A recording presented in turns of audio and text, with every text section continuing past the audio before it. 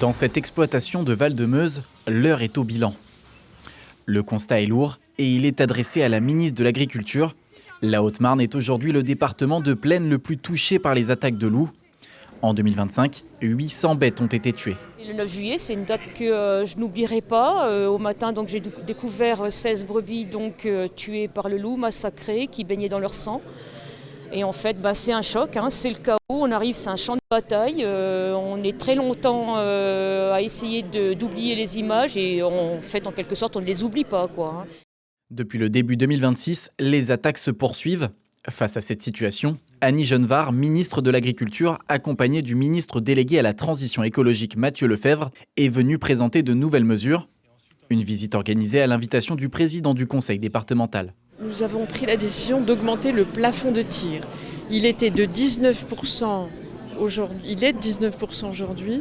Il pourra aller jusqu'à 23%. Nous allons passer d'un régime d'autorisation à un régime de déclaration pour pouvoir opérer des tirs de défense. Nous allons faciliter le recours à des battues administratives, à l'envoi de la brigade mobile d'intervention, à l'envoi des louvetiers, et y compris sur les élevages qui aujourd'hui n'y avaient pas accès parce qu'ils n'étaient pas protégés.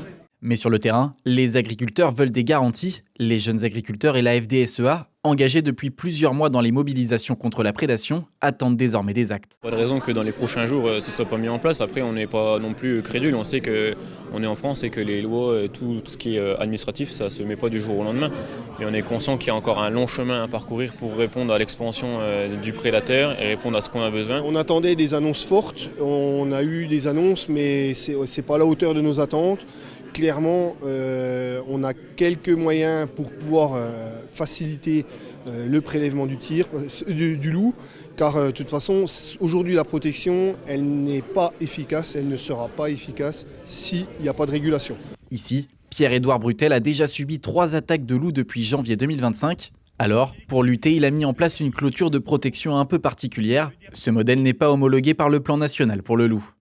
On s'est senti écouté, on a vu une ministre qui avait compris les enjeux de notre territoire, les zones de plaine. C'est ce qu'on voulait lui expliquer, que c'est totalement différent d'autres zones.